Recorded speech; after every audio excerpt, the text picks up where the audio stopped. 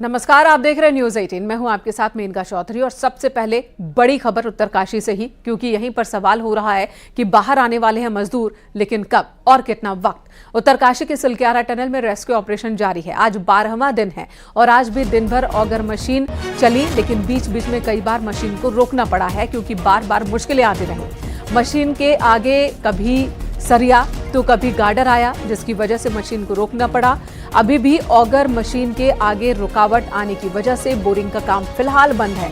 उम्मीद की जा रही कि जल्द ही ये काम फिर से शुरू होगा, मजदूरों को निकाल लिया जाएगा। पिछले 24 घंटे में तकरीबन 1.8 मीटर टनल पर काम हो पाया है और अब तक 46 मीटर से ज्यादा स्केप टनल बनाई जा चुकी है। तकरीबन 10 मीटर की और दूरी है और ये पाइप डाला जाना है। एनडीआरएफ की टीम, एक्सपर्ट्स मौके पर मौजूद हैं। आगे बढ़ने की कोशिशें भी चल रही हैं। सीएम पुष्कर सिंह धामी और केंद्रीय राज्य मंत्री वीके सिंह भी टनल साइट पर पहुंचे। उन्होंने पूरे हालात का जायजा लिया। फिलहाल की कंडीशन ये है कि ऑगर मशीन का काम रुका हुआ है। 10 मीटर और ड्रिलिंग अभी की जानी है, यानी कि 10 मीटर पाइप और इंसर्ट किया जाना अभी बाकी है।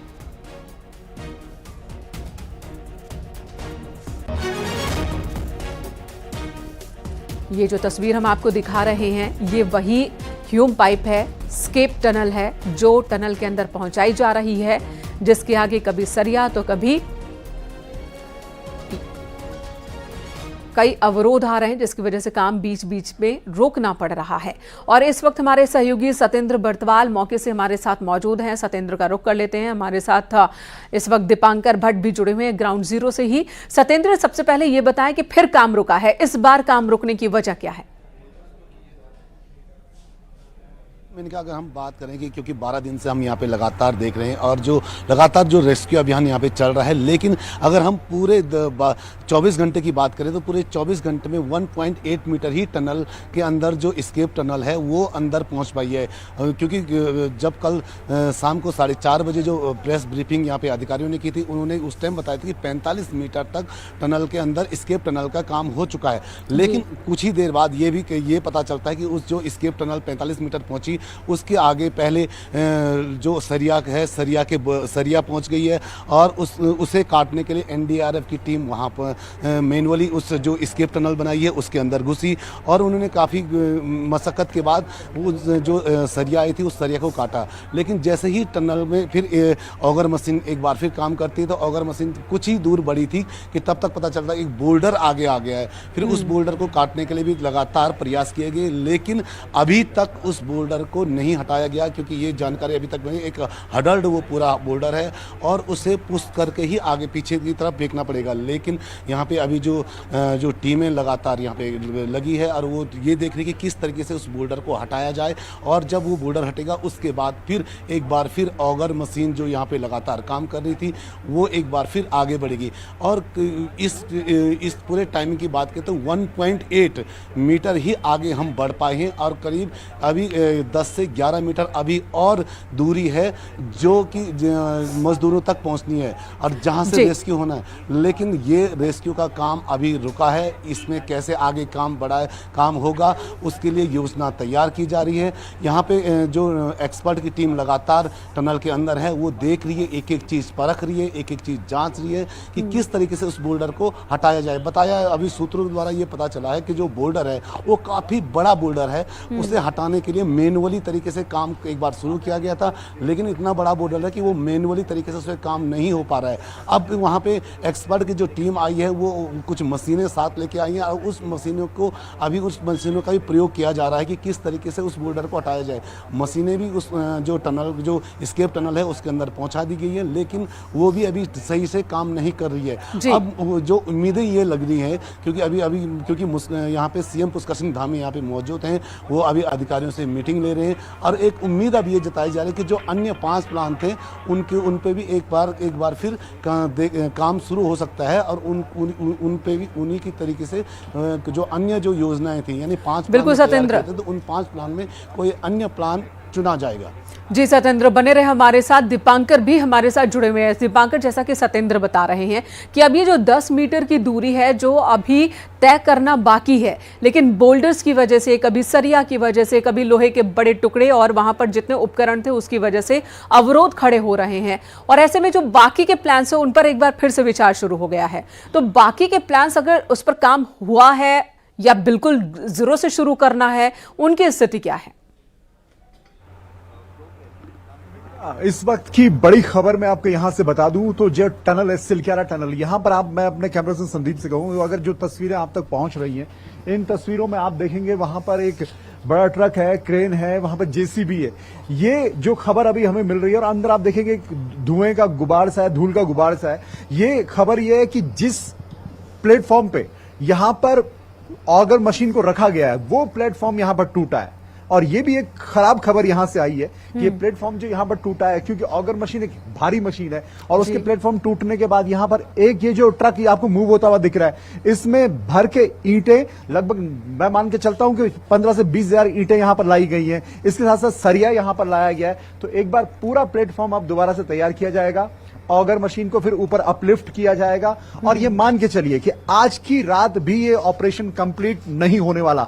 अब वही सवाल फिर जो हम आज से 24 घंटे पहले कल डिस्कस कर रहे थे कि कितना वक्त लगेगा, वो सवाल अभी भी वहीं पर कायम है कि अभी कितना वक्त लगेगा कह पाना बेहद मुश्किल है। क्योंकि ऑगर मशीन के पहले प्लेटफॉर्म रेडी होगा, फिर से सत्येंद्र ने जो बात बताई कि आगे हर्डल है, वो हर्डल कितना बड़ा होगा वो अभी नहीं कह सकते। 24 घंटे में हम सिर्फ 2 मीटर आगे बढ़े, 1.8 मीटर आगे बढ़े, तो वो कोई बहुत बड़ी उपलब्धि भी यहां पर नहीं है। 10 मीटर का चैलेंज अभी भी है, 12 दिन यहां पर बीत चुके हैं। तो अभी मेनका ये सारा ऑपरेशन अगर मगर संभावनाओं और बहुत सारी उम्मीदों पर टिका हुआ है, लेकिन जिस तरह की परेशानियां लगातार आ रही हैं, ऐसी परेशानियां, टेक्निकल परेशानियां हैं जो किसी के हाथ से तुरंत सॉल्व होने वाली नहीं है। या तो आपके एक्सपर्ट चाहिए या मशीन वहां पर ठीक से काम करे, उसी पर यह ऑपरेशन आगे बढ़ेगा। और यह ऑपरेशन अभी कहां तक खींचेगा और कितने दिन और खींचेगा, क्योंकि कल हम एक बार उम्मीद कर रहे थे कि देर रात तक या आज सुबह तक यह काम कंप्लीट होगा, लेकिन आज का जिस तरीके से दिन बीता है, बहुत इस बात की संभावना है कि ऑपरेशन 3 से 4 दिन, या फिर अभी भी मैं यही कहूंगा कि एक वक्त निश्चित कर पाना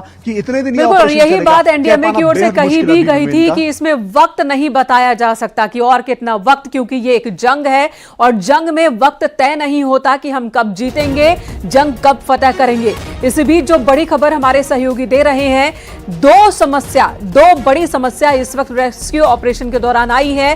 पहली बड़ी समस्या है कि एक बहुत बड़ा सा चट्टान का एक टुकड़ा वो आ गया है इस वक्त ऑगर मशीन के रास्ते में, जिसे मैनुअली काटना मुश्किल हो रहा है और मशीन वहां तक पहुंचे कैसे, इस पर माथापच्ची चल रही है। और जो दूसरी समस्या है, ऑगर मशीन जिस प्लेटफॉर्म पर आगे बढ़ रही थी वो प्लेटफॉर्म टूट गया है और अब प्लेटफॉर्म फिर से बनाया जाएगा और उसके बाद ऑगर मशीन उस प्लेटफॉर्म पर आगे बढ़ेगी। तो 2 बड़ी समस्या इस वक्त रेस्क्यू ऑपरेशन के दौरान आई है और यही वजह है कि सीएम धामी जो इस वक्त मीटिंग ले रहे हैं अधिकारियों के साथ, विशेषज्ञों के साथ बैठे हैं, तो वहां उन 5 बिंदुओं पर एक बार फिर से चर्चा हो रही है कि क्या जो और भी ऑप्शंस तलाशे गए थे रेस्क्यू ऑपरेशन के, उन ऑप्शंस पर आगे बढ़ा जाए। यानी कि वर्टिकल ड्रिलिंग की जो बात हो रही थी, क्या उस पर और आगे बढ़ा जाए, उस पर तेजी से काम किया जाए, यह भी इस वक्त मंथन चल रहा है।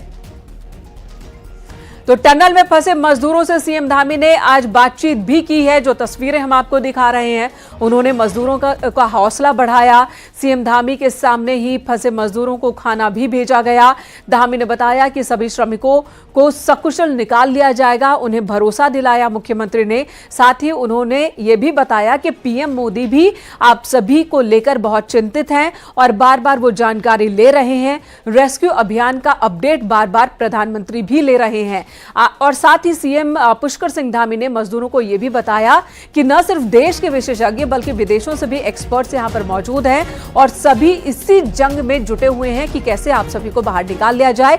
इस तरह से सीएम धामी ने सभी मजदूरों को भरोसा दिलाया कि हम सभी यहीं पर मौजूद हैं और आपको निकाल लिया जाएगा।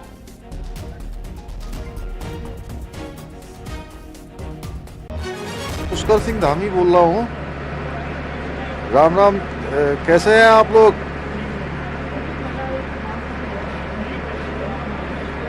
अच्छा, चलिए भाई, बहुत हम लोग बिल्कुल पास पहुंच गए हैं और बड़ी आप लोगों की हिम्मत है और बहुत ही आप लोगों के लिए सब लोग प्रार्थना कर रहे हैं यहाँ। और हम लोगों को उम्मीद भी है, मैं भी रात से आ गया हूँ, जनरल साहब भी आ गए हैं यहाँ पर, और प्रधानमंत्री जी रोज़ आप लोगों के बारे में रोज़ चिंता कर रहे हैं, रोज़ अपडेट लेते हैं मुझे सवेरे 7 बजे।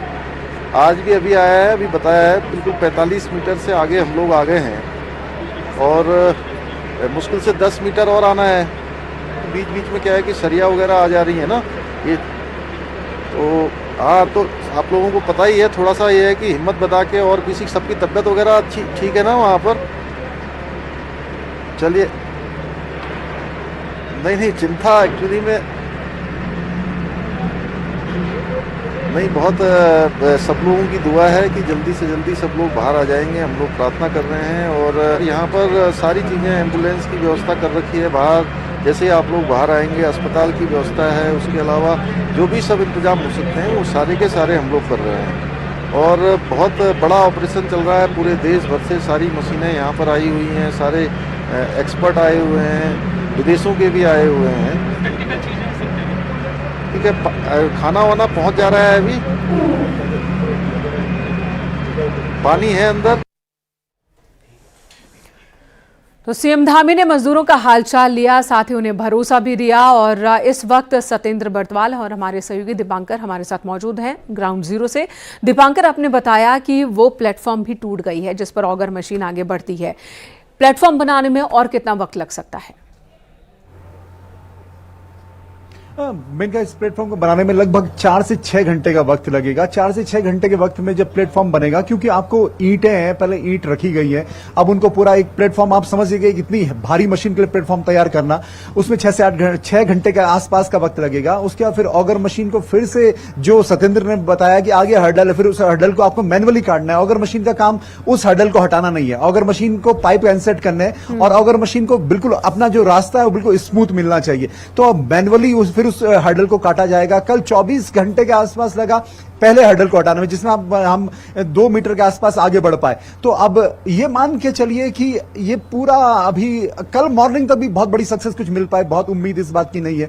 कल मॉर्निंग तक ये प्लेटफॉर्म रेडी हो जाए, यहां पे जो हर्डल है उसे हटा लिया जाए और पहला पाइप, जो मुख्यमंत्री कह रहे हैं कि हम अभी 10 मीटर के आसपास अब और बचा हुआ है, तो हम 51 मीटर तक अगर पहुंच गए तो आखिरी के 6 मीटर वो फिर एक उम्मीद बंधेगी। लेकिन यहां अब तो 1-1 इंच और 1-1 मीटर की यहां पर जंग है मेनका, कि वो मशीन और उसके बीच की रुकावटें वो जितनी बढ़ती जाएंगी उतना ये ऑपरेशन लेट होता जाएगा। और यही प्रार्थना की जानी चाहिए कि इसमें जो मुसीबतें वो कम से कम आए, तो उतनी जल्दी ये ऑपरेशन कंप्लीट होगा। सिर्फ 12 मीटर की दूरी तय करने में बहुत लंबा वक्त यहां पर लग रहा है मेनका। वाकई सतेंद्र भी हमारे साथ मौजूद है। सतेंद्र, आपने बताया कि एक बहुत बड़ी सी चट्टान है जो कि ऑगर मशीन के रास्ते में आ गई है, जिसे मैनुअली काटना भी मुश्किल हो रहा है। हमारे दर्शकों को समझाइए कि किस तरह से टनल के अंदर घुसकर एक इंजीनियर इक्विपमेंट के साथ अंदर जाता है, जहां वो बैठ नहीं सकता, खड़े नहीं हो सकता, लेटे लेटे ही उसे जाकर अंदर जो भी रुकावट आ रही है, चाहे वो लोहे की रुकावट हो, सरिया हो, गार्डर हो या फिर पत्थर हो, उन्हें काटना पड़ रहा है। तो पहले जाकर देखना होता होगा कि क्या परेशानी है, क्या हर्डल है, फिर बाहर निकलकर उसके हिसाब की मशीन लेकर वो अंदर जाते हैं, इक्विपमेंट लेकर जाते हैं, ऑक्सीजन सिलेंडर लेकर जाते हैं, और फिर क्या एक इंजीनियर उस काम को कर रहा होता है या उसके साथ कुछ और भी होते हैं सपोर्ट में?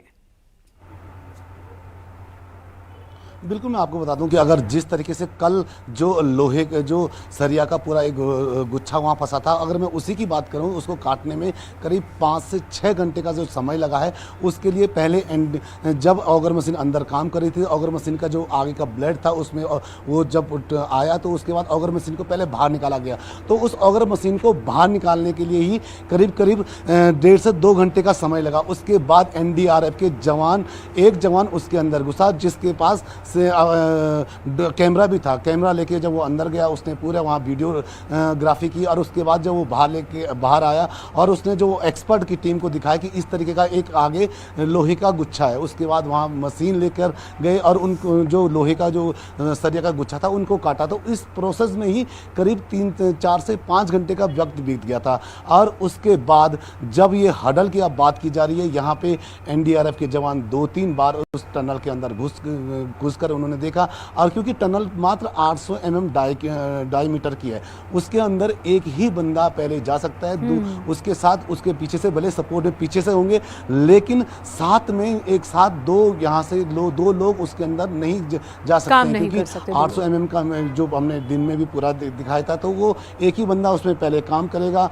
और जब वो क्योंकि जब वहाँ काम करने में काफ़ी दिक्कतें सामने आई हैं, क्योंकि ऑक्सीजन की कमी अंदर हो जाती है, और अगर वहाँ पे इलेक्ट्रिक मशीन जब काम करती है तो उसमें ऑक्सीजन और भी कम हो जाती है, और उसके बाद वहाँ पे कार्बन डाइऑक्साइड भी बनती है, तो उसको लेकर भी काफ़ी एक मशक्क़त करनी पड़ती है कि उसके अंदर एक काम करना किसी लोहे के चने चमाने जैसा ही पूरा एक मेथड है। वहाँ पे जब अधिकारियों ने दिन में भी जब बताया था कि किस तरीके से उन्होंने ये काटा, हमने एक वीडियो भी अपने दर्शकों को दिखाया कि किस तरीके से एक जो NDRF का एक जवान वहाँ गया, फिर एक एजेंसी यहाँ पे हायर की गई, उसका एक्सपर्ट उसके अंदर गया, तो उस एक्सपर्ट ने वो जो काटा किस तरीके से वो काम करें, वो एक काफ़ी मुश्किलों भरा एक ये काम है। और जो हडल की अब बात चल रही है, वो काफ़ी भारी रॉक बताया जा रहा है, उसे मैनुअली काटना बड़ा आसान नहीं है, इसलिए मशीनों की एक बार मशीनें यहाँ पे आई थी, मशीनों को लेकर अंदर जो एक्सपर्ट की टीम गई थी, लेकिन उनके हाथ भी कोई भी अच्छा वो नहीं लगा, यानी कि उसको काटने में अभी भी समय लग रहा है। तो अभी इसमें मैं जो बता रहा था कि जो अन्य 5 प्लांट थे उनको लेकर भी एक बार फिर चर्चाएं शुरू हुई है कि अन्य जो 5 प्लांट थे उन पे भी काम शुरू हो सकता है। तो बहुत ही चैलेंजिंग ऑपरेशन है ये, और अब तक की इस तरह के ऑपरेशंस में सबसे ज्यादा चुनौतीपूर्ण और रिस्क वाला ऑपरेशन ये इस वक्त नजर आ रहा है। अब दोनों ही बन रहा है, साइंस के साथ साथ आस्था भी यहां पर जुड़ती हुई दिख रही है। आज यहां स्थानीय लोगों ने बाबा बौखनाक की डोली लेकर टनल तक पहुंचे। स्थानीय लोग फिर टनल पर स्थित मंदिर में पूजा अर्चना की। इस दौरान जल्द से जल्द मजदूरों के बाहर निकलने की कामना की गई। ये तस्वीरें हम आपको दिखा रहे हैं, ये तस्वीर आज की ही है, दिन की तस्वीर है, जब स्थानीय लोगों ने यहां पर पूजा अर्चना की है। स्थानीय गांव के लोग हैं जो बाबा बौखनाक की डोली लेकर आज टनल के बाहर जो एक छोटा सा मंदिर बनाया गया है वहां पहुंचे, और वहां पर उन्होंने पूजा अर्चना की, कामना की कि सभी 41 मजदूर सकुशल बाहर आ जाए। विज्ञान के साथ अब आस्था को भी जोड़कर देखा जा रहा है, क्योंकि जिस तरीके से लगातार यहाँ पे असफलता विज्ञान को मिल रही है। अब बाबा बैजनाथ की जो इसको बड़ा देव मानते हैं। क्या लग रहा है? ये देवता ऐसा है कि बहुत चिल्ला नाग है, इसके साथ प्यार प्रेम से तो सब चीज हो सकता है, और नहीं तो ये बहुत चिल्ला नाग है। यहाँ पे एक मंदिर था पहले, मंदिर था, वो मंदिर हटाया गया है। बाबा जो हमारे भाई फंसे हुए 41 भाई, वो आज सकुशल ढंग से बाहर निकलेंगे।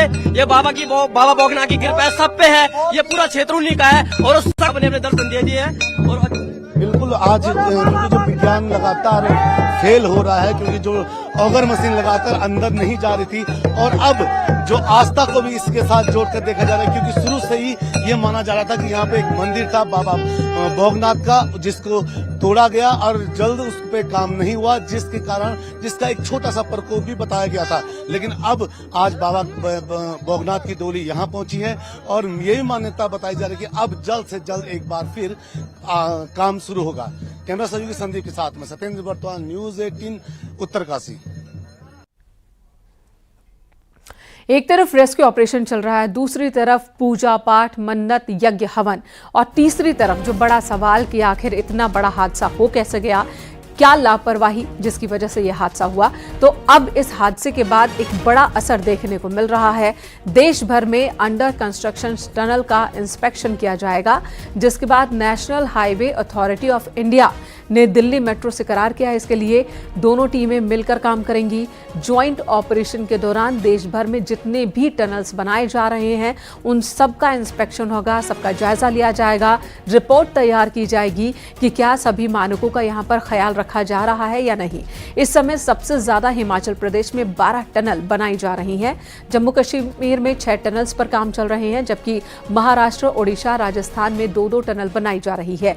पूरे देश में इस वक्त 29 टनल अंडर कंस्ट्रक्शन है। इन सभी टनल्स पर जाकर जांच पड़ताल की जाएगी और ये देखा जाएगा कि कहीं कोई लूप होल, कोई लापरवाही ऐसी तो नहीं जिस तरह से उत्तरकाशी में हादसा हुआ, कहीं ऐसा हादसा ना हो जाए। दीपांकर हमारे सहयोगी इस वक्त हमारे साथ मौजूद है। दीपांकर, जब हादसा हुआ पहले दिन से ही हम ये बात भी कर रहे हैं कि एक बड़ी लापरवाही यहां पर हुई टनल निर्माण के दौरान। हो सकता है कि जल्दी काम पूरा करने का प्रेशर हो, या हो सकता है कि जो एजेंसी यहां पर काम करवा रही थी उसने लापरवाही बरती, लेकिन अब इस तरह की लापरवाही दूसरी जगहों पर ना हो और कुछ नए नियमों की जरूरत पड़ेगी, इसका भी इंस्पेक्शन हो रहा है।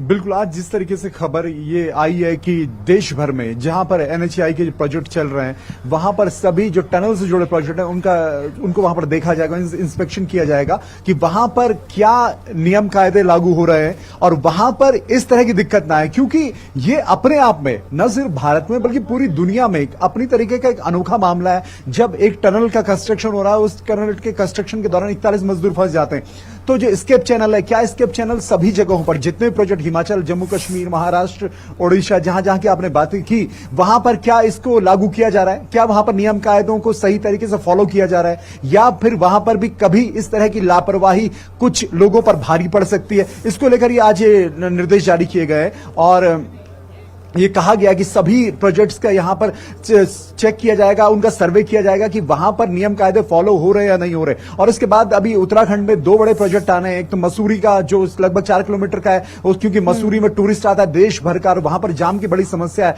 तो वहां पर भी एक टनल बननी है। इसे देहरादून और टिहरी के बीच एक टनल बननी है, वो 100 किलोमीटर की डिस्टेंस सिर्फ 40 किलोमीटर रह जाएगी। उस टनल की लंबाई लगभग 17 किलोमीटर के आसपास होगी, तो वहां पर ये प्रोजेक्ट परेशानी ना करें। बहुत ही ज्यादा सतर्कता बरती जाएगी, कम से कम ये उम्मीद हम कर सकते हैं इस हादसे के बाद। धन्यवाद आप दोनों का ग्राउंड जीरो से अभी तक की पूरी जानकारी देने के लिए। कुछ और खबरों का रुख कर लेते हैं। आज इगास है। इगास पर सीएम पुष्कर सिंह धामी ने सभी को शुभकामनाएं दी। उन्होंने कहा कि पर्वतीय संस्कृति, प्रकाश और उल्लास का ये पावन पर्व आप सभी के जीवन में सुख समृद्धि लेकर आए। हालांकि इगास पर सीएम धामी का देहरादून में कार्यक्रम था, जिसे उत्तरकाशी हादसे की वजह से रद्द कर दिया गया। के लोक पर्व इगास, बग्वाल और बूढ़ी दिवाली की आप सभी प्रदेशवासियों को हार्दिक शुभकामनाएं। राज्य सरकार उत्तराखंड की सांस्कृतिक धरोहर और लोक पर्वों को संरक्षित करने के साथ संवर्धित करने के लिए भी संकल्पबद्ध है। लोक पर्वों को मनाने का उद्देश्य जहां अपनी सांस्कृतिक परंपराओं का संरक्षण है, वहीं दूसरी ओर अपने आने वाली पीढ़ियों को इनके बारे में बताकर पीढ़ी दर पीढ़ी इनका हस्तांतरण भी है। मैं सभी प्रदेशवासियों से आह्वान भी करता हूं कि हम अपनी सांस्कृतिक विरासत और परंपराओं के संरक्षण के लिए आगे आएं और बढ़ चढ़कर इस अनोखे पर्व का हिस्सा बनकर पूरे उत्साह के साथ इस लोक पर्व को मनाएं। और इगास के मौके पर बीजेपी के राष्ट्रीय मीडिया प्रभारी और राज्यसभा सांसद अनिल बलूनी के दिल्ली स्थित घर पर कार्यक्रम का आयोजन हुआ। हर साल अनिल बलूनी इगास पर कार्यक्रम का आयोजन करते हैं। इस बार भी उन्होंने पहाड़ के इस लोक पर्व इगास पर कार्यक्रम का आयोजन किया, जिसमें कई लोग पहुंचे। अनिल बलूनी ने सभी को इगास बग्वाल की बधाई दी। दीपावली के 11वें दिन पहाड़ों पर इगास का त्योहार मनाया जाता है। उत्तराखंड में कुछ जगहों पर इसे इगास तो कहीं पर बूढ़ी दिवाली भी कहते हैं। और अनिल बलूनी ने इगास को भव्य रूप से मनाने के लिए खूब कोशिश की। खुद भी इगास को बड़े पैमाने पर मनाते हैं।